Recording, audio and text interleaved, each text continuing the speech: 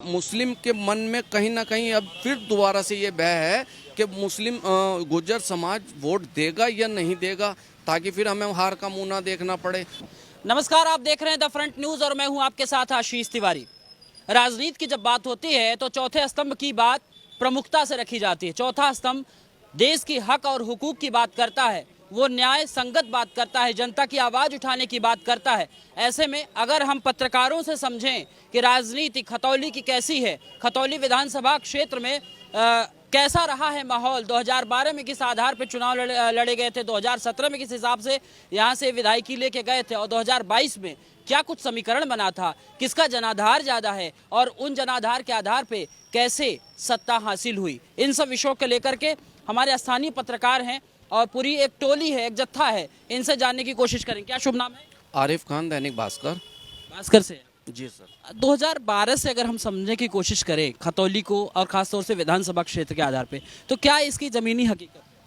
देखिए, मैं 2012 के बाद की अगर आपको बात बताता हूँ, 2017 में जब यहाँ चुनाव हुआ था तो तब यहाँ पे चंदन सिंह चौहान जो गुर्जर समाज से आते हैं उन्हें टिकट दिया गया था। तो चंदन सिंह चौहान जो गुर्जर समाज से आते हैं उनका सारा फोकस जो है गुर्जर समाज पे रहा, लेकिन उन्हें गुर्जर समाज ने वोट नहीं दिया, जिस कारण वो हार गए और बीजेपी को विजयी मिली। वही कंडीशन 2019 के लोकसभा में आई। वहाँ पर भी चौधरी अजीत सिंह जो चुनाव हारे थे वो भी अपने समाज के ही वजह से हारे थे। और यही कंडीशन 2022 में राजपाल सैनी के सामने आई। राजपाल सैनी जो सैनी समाज में पूरा फोकस करके चुनाव लड़े, लेकिन सैनी समाज ने उन्हें एक बार फिर नकार दिया गया, तो भी यही कंडीशन आई कि उन्हें हार का मुंह देखना पड़ा। ऐसे में मुसलमान को कहीं ना कहीं चीज़ ये होती है कि हम इतना बम्पर वोट देने के बाद भी ये अपने समाज का वोट नहीं लाते और हमारे ऊपर चुनाव लड़ते हैं। तो आज ये जो चुनाव चल रहा है यहाँ पे जो अगर मुस्लिम वोटर की बात करी जाए, उसके मन में कहीं ना कहीं ये है कि अगर हमारे में इतनी ताकत और इतनी कुव्वत होती कि हम लोग अपनी वोटों से जिता पाते तो हम खुद ही नेता बन जाते।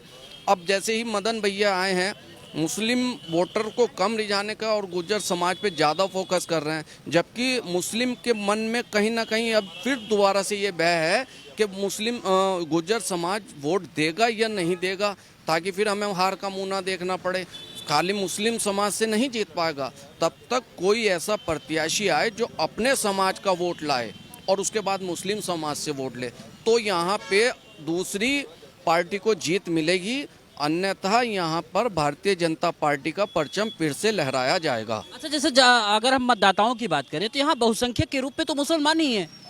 नहीं, मुस्लिम लगभग 1 लाख वोटर गिना जाता है, 2 लाख में अदर सब आ जाते हैं। जैसे हमारा दलित समाज है उसमें 60,000 वोटें आ जाती हैं, जैसे गुज्जर समाज हैं लगभग 30 से 35,000, जाट समाज पे 30 से 35,000 वोटर, ये सब छोटी छोटी वोटें करके 2 lakh something total Hindu vote पड़ता है। तो 1 लाख से और 2 लाख को माइनस करना ये पॉसिबल नहीं है। सैनी पे सांप्रदायिक दंगे वाला कुछ प्रभाव देखने को मिलेगा, कुछ उससे फायदा दूसरी पार्टी को हो सकता है? नहीं, देखिए, दंगे का दंश तो यहाँ का खतौली मुजफ्फरनगर में ख़त्म हो चुका है। दंगे की तो बात करना भी हमारे लिए गुमानी होगा। दंगे की बात ना करके लोगों को याद ना दिलाया जाए कि वो काला अध्याय था, वो ख़त्म हो चुका है। अब यहाँ पर दंगे का तो कोई जिक्र करना भी बेकार है, क्योंकि लोग अब दंगे की जो बात करता है उससे कहीं ना कहीं नाराज़ हो जाते हैं। दंगे का तो कोई मतलब ही नहीं है। अब सब लोग मिलजुल के काम कर रहे हैं, सब लोग मिलजुल के एक साथ हैं, अपने समाज में उठ रहे बैठ रहे हैं, एक दूसरे का काम कर रहे हैं, तो दंगे का तो अब यहाँ कोई प्रभाव नहीं रहा है। क्या शुभ नाम है, कौन सा अखबार? बिलाल अख्तर है जी मेरा नाम। अखबार है पश्चिमी प्रांत बुलेटिन, मुजफ्फरनगर से प्रकाशित है। क्या आप पूरे चुनाव को देखे हैं, 12 को देखे, 17 को देखे, 22 को देखे, उपचुनाव देख रहे हैं, समय बहुत कम बचा है, क्या लग रहा है कि कैसे क्या होगा और किसकी तरफ जनाधार बढ़? उपचुनाव में अगर सीधा सीधा देखा जाए तो भारतीय जनता पार्टी प्रत्याशी और राष्ट्रीय लोकदल सपा गठबंधन सपा प्रत्याशी के बीच ये मुकाबला चल रहा है। वहीं निर्दलीय रूप से भी कुछ लोग चुनाव लड़ रहे हैं, देखते हैं क्या समीकरण होंगे आने वाले समय में, तो जनता ही तय करेगी। गुप्ता जी, आप क्या आकलन कर रहे हैं पूरे चुनाव को लेकर? मैं तो ये आकलन कर रहा हूँ कि भाजपा का वोट बैंक फिलहाल की स्थिति में खिसकता हुआ दिखाई दे रहा हमें। चूँकि एक तो दैनिक रेल यात्री काफ़ी परेशान है।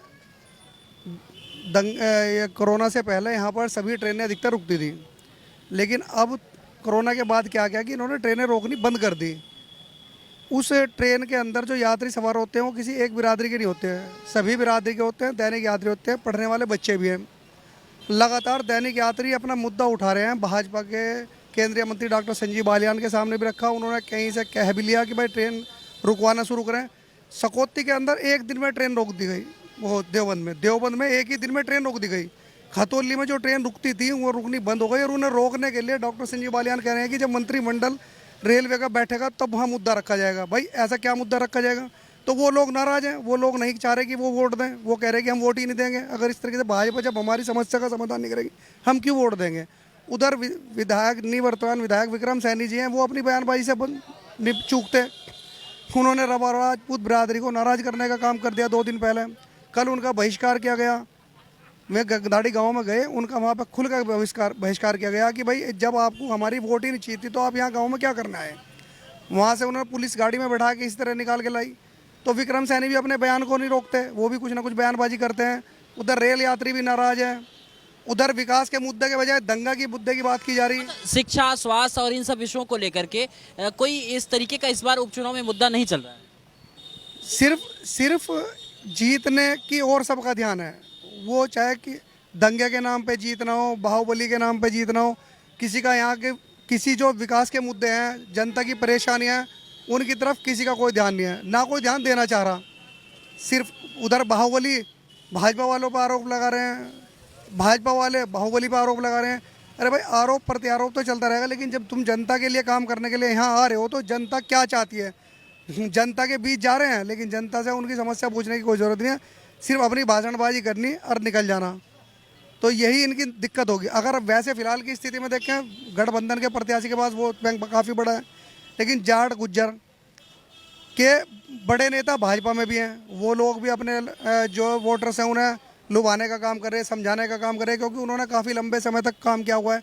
वीरेंद्र गुज्जर हैं, वे अपने आप उनकी अलग साख है, वे क्षेत्र में गुज्जर समाज के बीच में जा रहे हैं।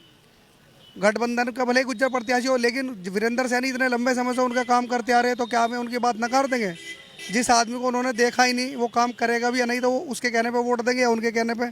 ये भी भविष्य के गर्भ में ये सब चीज़ें देखनी पड़ेगी ना। इस तरीके से ही जनता को इस समय विकास चाहिए, सुरक्षा चाहिए और रोजगार चाहिए। इसकी कोई बात कर नहीं रहा है। कोई बात नहीं करने को तैयार है, सिर्फ अपनी बात कर रहे हैं, अपना मतलब एक बल दिखा रहे हैं। भाई जैसे कि भाजपा के लोग भी, छोटा सा चुनाव यहाँ उपचुनाव है, लेकिन इसे मुद्दा बना दिया कि मंत्री विधायकों की गाड़ियों की लाइन लग रही है। अगर भाजपा की बात करें, भाजपा के यदि लोग जा रहे हैं, चाहे छोटे से छोटा कार्यकर्ता को नहीं, वो हुटर बजा के निकल रहा है, वो पुलिस प्रशासन को दिखाई दे रहा है। यदि निर्दलीय या अन्य कोई हुटर बजा के जा रहा है तो उसका हुटर उतार लिया जा रहा है। भाई ऐसे लोकतंत्र में ऐसा क्यों? अब तो जब आचार संहिता लग गई है तो प्रशासन को एक ही जैसा व्यवहार रखना चाहिए, चाहे कोई पार्टी का हो या बिना पार्टी का हो। प्रशासन भी अपनी दोहरी राजनीति कर रहा है, ऐसी करनी नहीं चाहिए उन्हें। अगर आपसे फाइनल कट हम जानने की कोशिश करें तो आप क्या देना चाहेंगे, किस हिसाब से आगे बढ़ेगा? देखिए इस वक्त तो चुनाव दोनों का बहुत मतलब कड़ा मुकाबला, बड़ा कड़ा। अब डिपेंड करता है कौन अपने समाज को साथ लाता है। जैसा भाजपा प्रत्याशी का विरोध है, वो कितना विरोध अपना ख़त्म कर पाते हैं, क्योंकि आने वाले अभी 15 दिन हैं।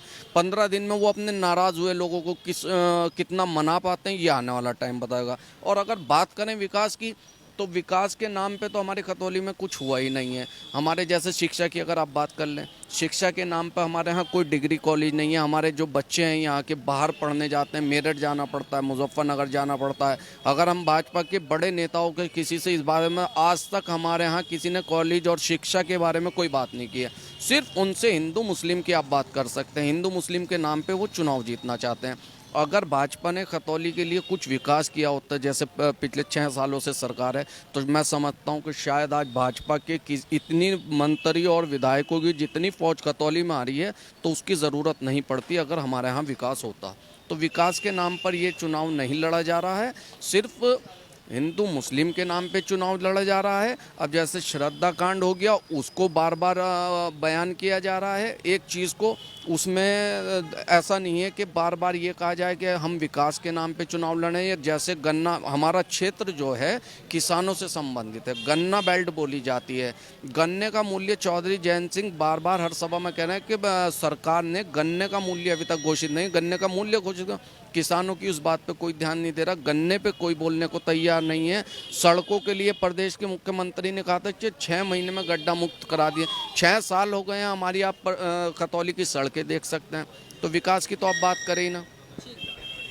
अगर हम पूरे आकलन की बात करें तो आपको ये आधार मिलेगा कि जहां एक तरफ आरएलडी गठबंधन की जो भी कद्दावर नेता है वो अपनी पूरी जोर आजमाइश के साथ में लग गए हैं और हथियाने के लिए है, चाहे जयंत चौधरी की बात करें चाहे और बड़े नेताओं की बात करें, तो सभी अपनी ताकत को यहाँ पे दे रहे हैं। तो वहीं अगर सत्तारूढ़ पार्टी की बात करें तो यहाँ पे खुद प्रदेश के मुख्यमंत्री योगी आदित्यनाथ के आने की बात है, उप मुख्यमंत्रियों के यहाँ दौरे लग रहे हैं और साथ साथ मंत्रियों के दौरे लग रहे हैं। तो कुल मिलाकर के अगर मुद्दे की बात की जाए, शिक्षा की बात की जाए, स्वास्थ्य की बात की जाए, तो उपचुनाव में ये पूरे मुद्दे गायब हैं। अगर बात की जाए तो जिस तरीके से दंगे और यहाँ के जो प्रचलित मुद्दे हैं उनको न उठा करके यहाँ की जो परंपरा रही है जिसको लेकर के एक बदनामी का दाग लगा है उसकी बात की जा रही है। अब क्या कुछ होगा ये चुनाव परिणाम आने के बाद पता चलेगा कि आखिर में फिर से भाजपा यहां अपने आप को स्थापित कर पाती है या फिर आरएलडी सपा समर्थित अपने आप को स्थापित कर पाएंगे। कैमरा सहयोगी सोमनाथ सिंह के साथ